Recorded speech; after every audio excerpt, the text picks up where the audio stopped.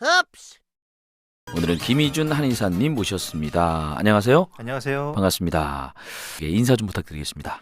안녕하세요. 한의사 김희준입니다. 초대해 주셔서 감사합니다. 네, 공부를 해서 한의대를 가게 됐는데 한의사가 된 거와 네. 아니 원래부터 한의사가 꿈이어서 한의학을 하신 거와 뭐 여러 가지가 있을 텐데 네. 어떤 기준이었나요? 제가 고등학교 때 네. 제가 어쩌다 이렇게 한의원을 한번 가게 됐는데 원장 선생님이 예. 저를 딱 보시자마자 예. 다짜고짜 어. 아무 이렇게 뭐 서두도 없이 네. 갑자기 넌 한의사를 해야 되겠다. 원장님이요? 네. 왜요? 모르겠어요. 묻지는 않았어요? 네. 이유를? 아직도 이유를 모릅니다. 오. 네네. 그래서 그때 어떤 생각이 드셨어요? 그래서 사실 딱 그걸 듣자마자 전혀 생각 안 하고 있다가 네네. 그냥 좀 알아보게 됐는데 네. 제 적성이 정말 잘 맞는 것 같아서. 본인한테. 네. 그렇군요. 네. 그래서 학교 다닐 때도 그 이야기를 듣고 네. 공부하시고 네. 한의대를 가셨군요. 그렇습니다. 어렵다고 하던데 공부하는 게. 뭐 어떻게 운이 좋아서. 저는 그런 운도 없었네요. 요즘 한의학에도 다양한 분야가 있습니다. 그리고 네. 이제 전문적으로 이렇게 많이들 방향을 잡으시는데 네. 한의사께서는 어떤 분야에서 전문적으로 좀 활동을 하고 계시는 거예요? 네, 저는 거의 네. 주로 다이어트하고 네. 좀 피부 진료를 보고 있습니다. 그러시구나. 그래서 그렇게 뽀얗신 거죠? 지금 뭐 비비크림 바르거나 이러지는 않은 거죠? 아닙니다. 예. 네, 뽀얗신데요. 감사합니다. 예, 피부가 네. 좋으시네요. 예.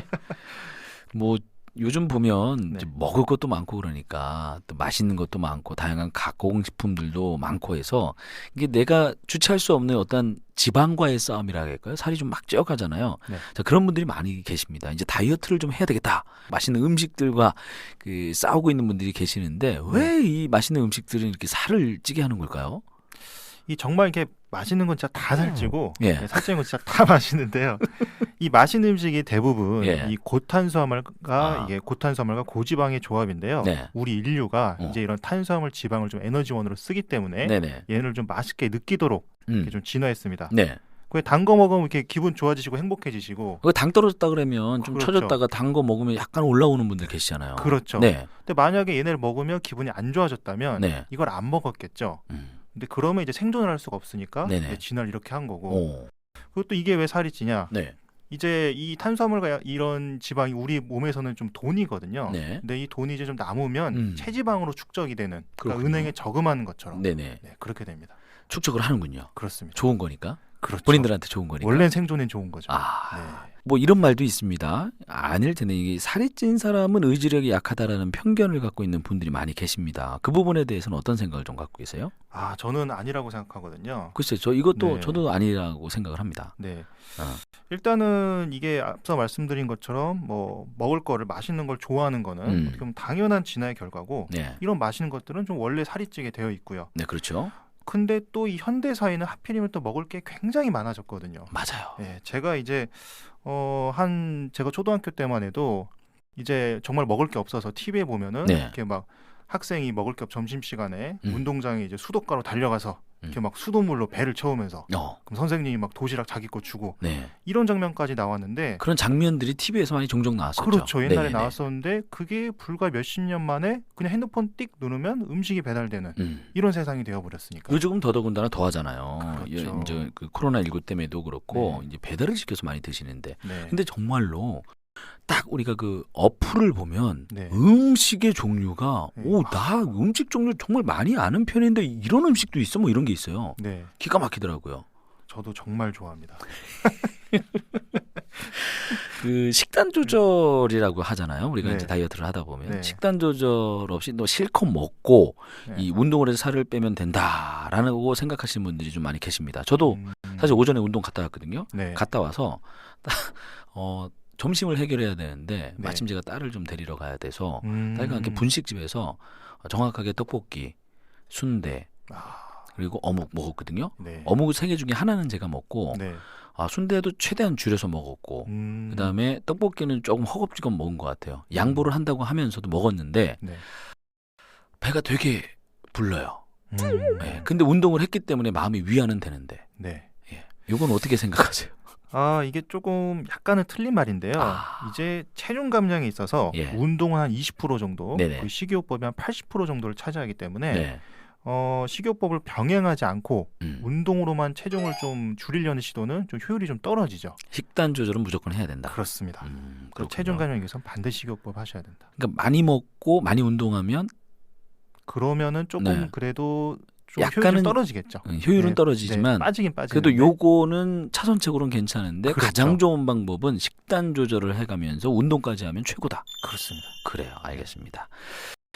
우리가 나이가 들면서 건강식 많이 챙겨 먹잖아요. 네. 예, 저도 이제 많이 챙겨 먹으려고 노력을 합니다. 음. 예전에 안 먹던 나물 정말 잘 먹거든요. 아, 식단 조절을 하는데 이제 살이 찐다는 분들이 많이 계세요, 주변에. 네. 근데 이제 젊을 때하고 다르게 더 쉽게 살이 찐다고 느끼는 분들이 계시는데 그런 그렇죠. 이유는 뭐라고 생각을 하세요?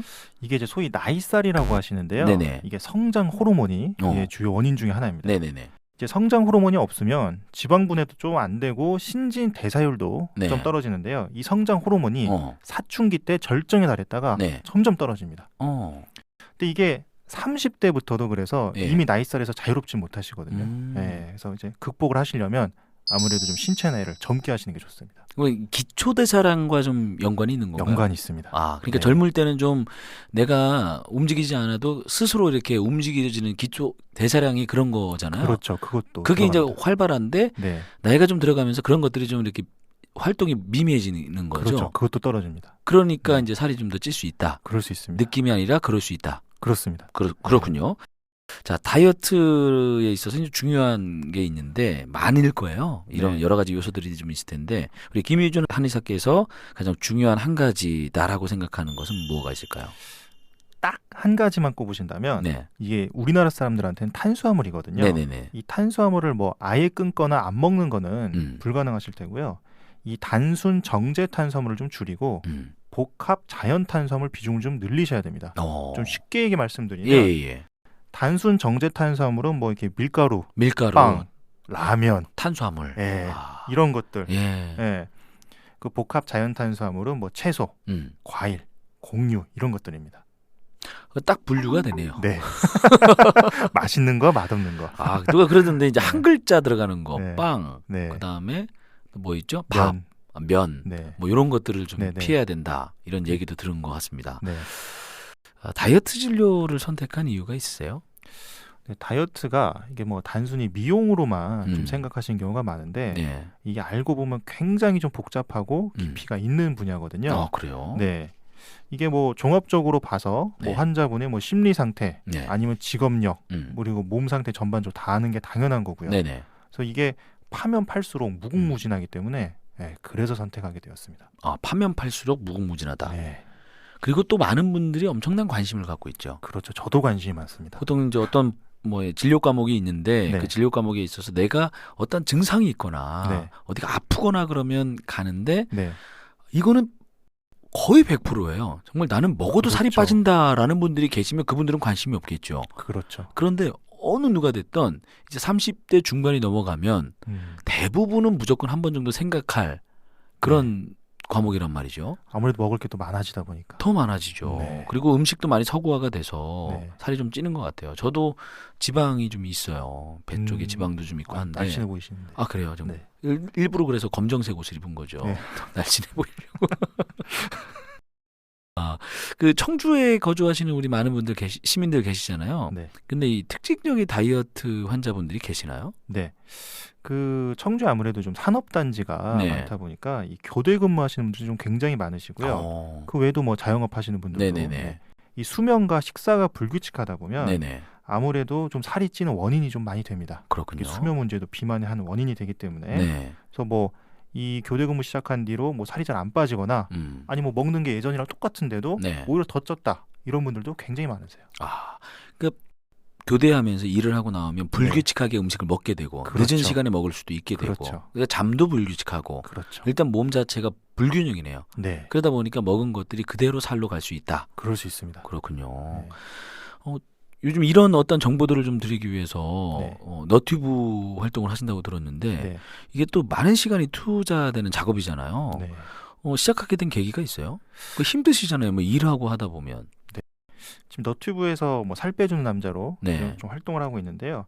이게 처음에 시작한 거는 이제 진료를 보다 보니까 네. 똑같은 설명을 좀 계속 해드리다 보니까 이걸 차라리 그러면 영상으로 만들어서 올리면 어떨까? 네, 해서 올려봤는데 병원에 안 오시나요? 그거 보시고. 그러시면 안 되는데. 살 빼주는 남자? 네. 아, 그렇군요. 살빼남이고요. 네. 이게 또 제가 영상을 만들면서 이렇게 표나 막 이런 효과들을 좀 넣다 보니까 네네. 굉장히 좋아하시더라고요.